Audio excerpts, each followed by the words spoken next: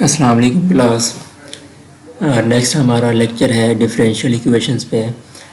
Differential equation क्या होती है, हम इसकी डेफिनेशन पे भी आएंगे, लेकिन पहले मैं आपको सिंपल वर्डिंग में इसका बता दूं ताकि आपको डेफिनेशन समझने में आसानी हो। अब डिफरेंशियल इक्वेशन, वैसे भी हमने बहुत सी इक्वेशंस पढ़ी हुई हैं, उनके डिफरेंट नेम्स होते हैं और वो डिफरेंट नेम्स होते हैं इक्वेशंस के। हर इक्वेशन की अपनी पहचान होती है, उसके मुताबिक हम उसका नाम रखते हैं। डिफरेंशियल इक्वेशन जैसे कि नाम से ज़ाहिर हो रही है डिफरेंशियल, इसमें हमारे पास डेरिवेटिव्स होते हैं। ऐसे इक्वेशन जिसमें डेरिवेटिव मौजूद हो उसको हम डिफरेंशियल इक्वेशन कहते हैं। अब डेरिवेटिव जब हम फाइंड करते हैं, हमें पता है कि हम डेरिवेटिव इंडिपेंडेंट वेरिएबल का फाइंड करते होते हैं with respect to dependent variable. अब यही बात है कि उस इक्वेशन में हमारे पास इंडिपेंडेंट वेरिएबल का डेरिवेटिव मौजूद हो with respect to dependent variable, तो हम उसको डिफरेंशियल इक्वेशन कहते हैं। अब उस इक्वेशन में डेरिवेटिव्स, बात यह है कि डेरिवेटिव तो हम जब बात करते हैं, फर्स्ट डेरिवेटिव होता है, सेकंड डेरिवेटिव होता है, थर्ड और इस तरह से हायर डेरिवेटिव्स भी होते हैं। हमने इस तरह से कुछ पढ़े भी हुए हैं, कुछ डेरिवेटिव्स फाइंड किए हुए हैं। 2 डेरिवेटिव्स फाइंड करे, 3 टाइम्स डेरिवेटिव फाइंड करने थे, 4 टाइम्स फाइंड करने थे। तो ऐसी इक्वेशन जिसमें कम से कम एक डेरिवेटिव भी, फर्स्ट डेरिवेटिव भी मौजूद हो, तो उसको भी हम डिफरेंशियल इक्वेशंस कहेंगे। अब लेक्चर शुरू होने से पहले आप एक काम कर लीजिए कि आप अपनी अपनी जो है वो एक साथ नोटबुक, फोल्डर या पेज, बॉल पेन साथ लेके बैठ जाएं, ताकि जो जो भी आप यहाँ से वीडियो देखते जाएं, आप जो बात सुनते जा रहे हैं उसको साथ साथ नोट करते जाएंगे। आपके पास वीडियो आपके पास मौजूद है, आप उसको रोक सकते हैं। जहाँ पे आपको बात समझ ना आ रही हो, जहाँ पे नोट करनी हो, आप उसको रोक सकते हैं, दोबारा फिर आगे कंटिन्यू कर सकते हैं। तो स्टार्ट करते हैं। सबसे पहले भी मैंने आपको डेफिनेशन इजी वर्डिंग में बता दी है, उसकी डेफिनेशन को हम एक दफ़ा फिर देख लेते हैं कि इसकी डेफिनेशन हमारे पास है क्या। यही डेफिनेशन लिखी हुई है, मैंने आपको सिंपल वर्डिंग में बताई हुई है। An equation containing at least one derivative of a dependent variable with respect to an independent variable। मिसाल के तौर पे हम इक्वेशन देख लेते हैं। ये हमारे पास एक इक्वेशन आ चुकी है। इसमें देखें आप y dy/dx + 2x = 0 एक इक्वेशन है, और इस इक्वेशन में फर्स्ट डेरिवेटिव हमारे पास मौजूद है। इस इक्वेशन को हमने इक्वेशन नंबर 1 का नाम दे दिया है, और हमारे पास सेकंड इक्वेशन है, आपके सामने स्क्रीन पे आ गई है। सेकंड इक्वेशन हमारे पास है, इसमें फर्स्ट डेरिवेटिव भी है, सेकंड डेरिवेटिव भी है। तो ये हमारे पास एक और इक्वेशन हो गई। ये भी डिफरेंशियल इक्वेशन ही है। दोनों इक्वेशन हमारे पास आ चुकी हैं, दोनों डिफरेंशियल इक्वेशन हैं। अब इन दोनों इक्वेशंस में हमारे पास क्या फ़र्क है, 2 डिफरेंट इक्वेशंस हैं। तो फर्स्ट इक्वेशन को हम क्या कहेंगे, सेकंड इक्वेशन को क्या कहेंगे, मज़ीद हम देखते हैं आगे। आगे लिखा आता है कि order of differential equation.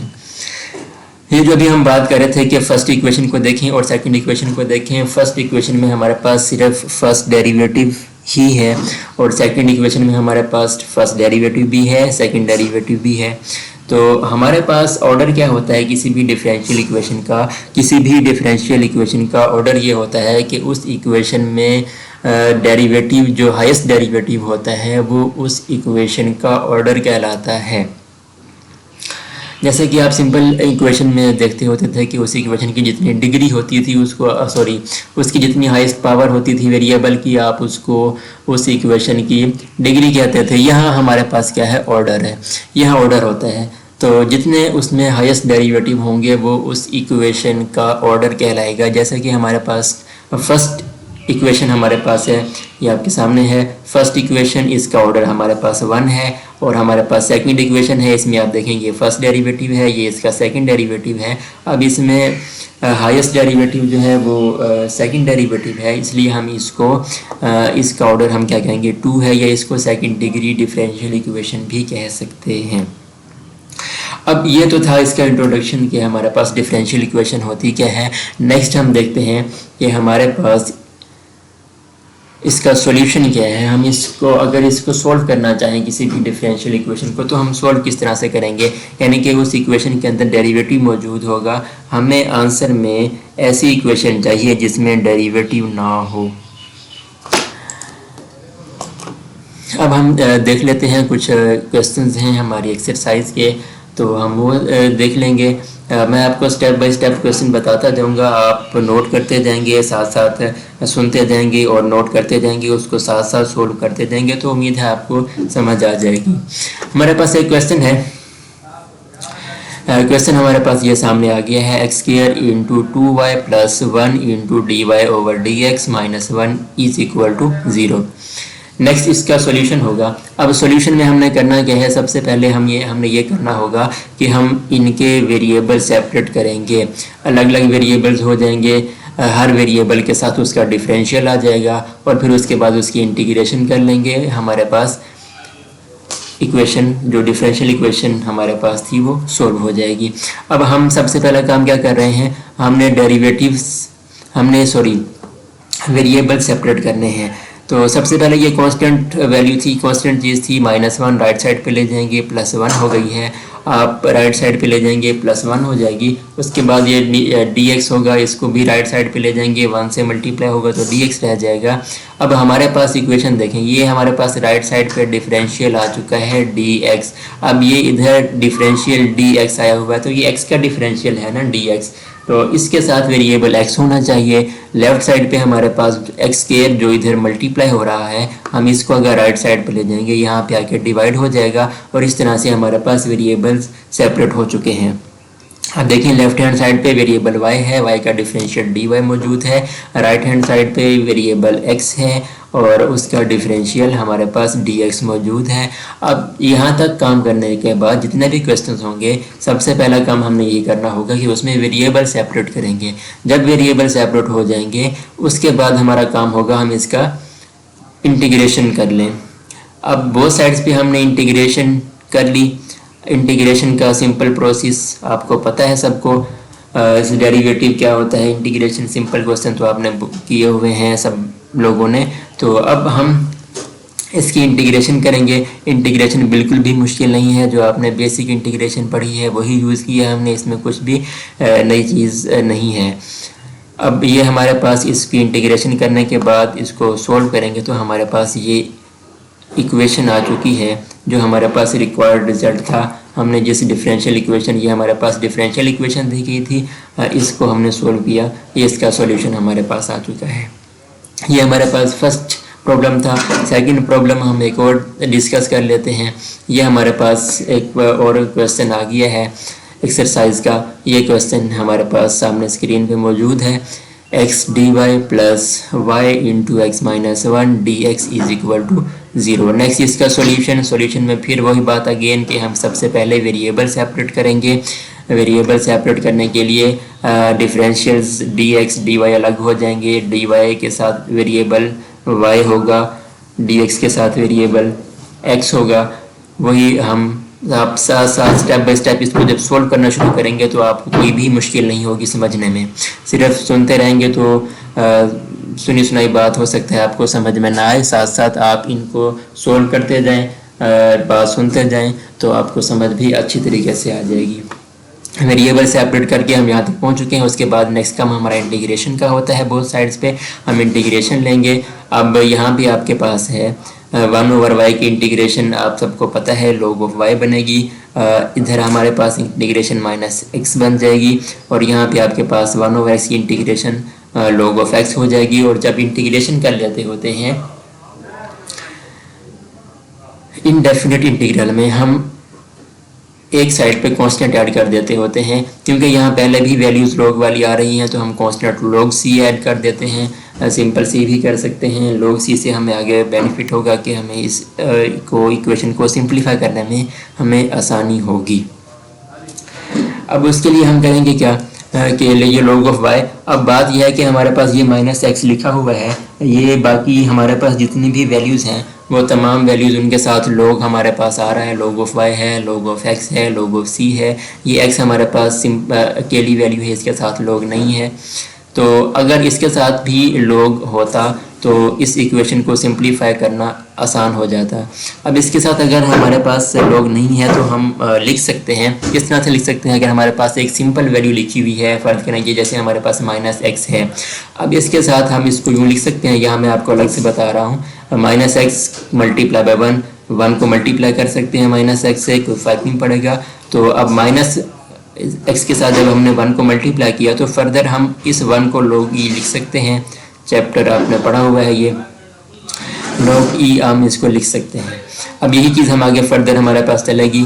log e लिख लिया, अब log से पहले वाली वैल्यू आपको पता है, वो नेक्स्ट हमारे पास जो भी log के आगे वैल्यू हो उसकी पावर बन जाएगी, और फिर जितनी भी log वाली वैल्यूज़ हैं जो ऐड हो रही होती हैं हम उन्हें मल्टीप्लाई कर देते हैं, और जो माइनस हो रही होती हैं हम उन्हें डिवाइड करके नेक्स्ट उसको सिंप्लीफाई कर देंगे। ये हमारे पास यहाँ पे पहुँच जाएगी। इसके बाद इन दोनों साइड को जब हम कंपेयर करेंगे तो कंपेयर करने से हमारे पास ये रिक्वायर्ड रिजल्ट आ जाएगा जो हमारा आंसर है।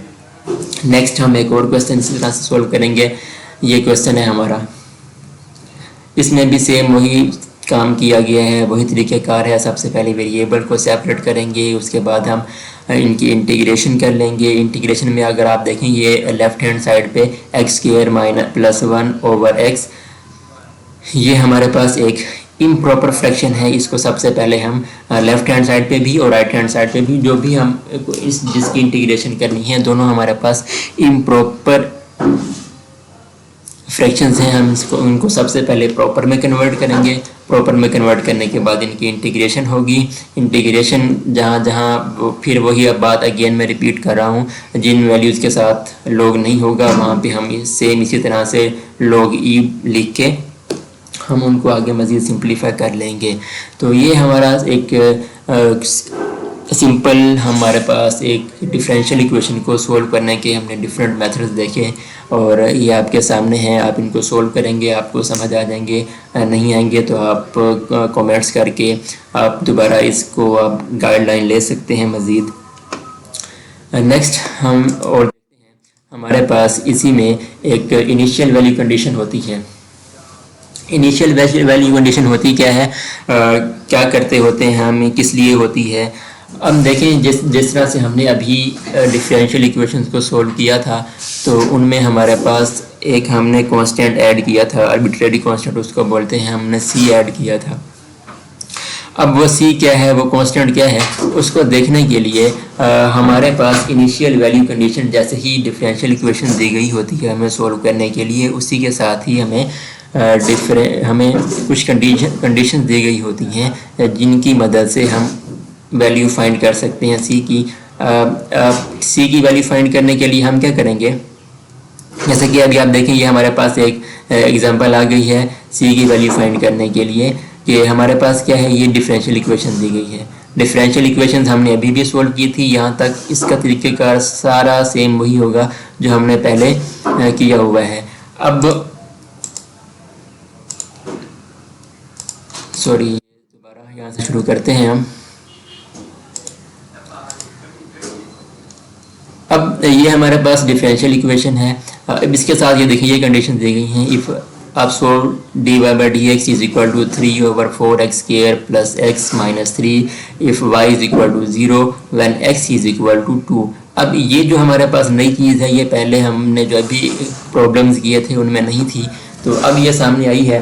तो ये इसलिए है कि जब हम एक डिफरेंशियल इक्वेशन को सोल्व करते हैं, जैसे कि हमारे पास ये इक्वेशन दी गई है स्क्रीन पे, हम इसको सोल्व करेंगे। सोल्व करने का तरीका वही है, वेरिएबल सेपरेट करेंगे, बोथ साइड्स पे इंटीग्रेशन करेंगे। ये इसका सॉल्यूशन है इक्वेशन नंबर 3 में। अब इक्वेशन नंबर 3 में आप देखेंगे आर्बिट्रेरी कांस्टेंट c इधर भी है हमारे पास, जैसे कि पहली इक्वेशन में आया था। इस c की वैल्यू फाइंड करने के लिए पता चलना चाहिए कि हमें ये c क्या है, ये कांस्टेंट क्या है, इसकी क्या वैल्यू है। इसकी वैल्यू फाइंड करने के लिए हमें ये कंडीशन दी गई हैं, y is equal to 0 when x is equal to 2। इनको कहते हैं इनिशियल वैल्यू कंडीशंस। अब इनकी मदद से हम क्या करेंगे, c की वैल्यू फाइंड कर लेंगे। ये इक्वेशन नंबर 3 जो है ये हमारे पास इक्वेशन नंबर 1 का सॉल्यूशन आ चुकी है। अब हम क्या करेंगे, इन कंडीशन को अप्लाई करेंगे। इन कंडीशन को अप्लाई किस तरह से करेंगे, ये जो हमारे पास आंसर आया है, इस आंसर में हम वही इनिशियल जो हमें कंडीशन दी गई हैं हम वो पुट कर देंगे। करेंगे क्या, जहाँ पे हमारे पास y है वहाँ पे y की वैल्यू जो भी हमें गिवन होगी, इधर फिलहाल हमें y की वैल्यू 0 गिवन है तो हम 0 पुट कर देंगे। x की वैल्यू 2 गिवन है, जहाँ जहाँ इस इक्वेशन में x होगा वहाँ पे हम 2 पुट कर देंगे और पुट करेंगे। ये हमारे पास जो है यहाँ पुट करने से सोल्व करेंगे, हमारे पास c की वैल्यू 2 आ गई है। इस वैल्यू को आप दोबारा इक्वेशन नंबर 3 में पुट कर देंगे, ये हमारे पास सॉल्यूशन सोल्व हो जाएगा।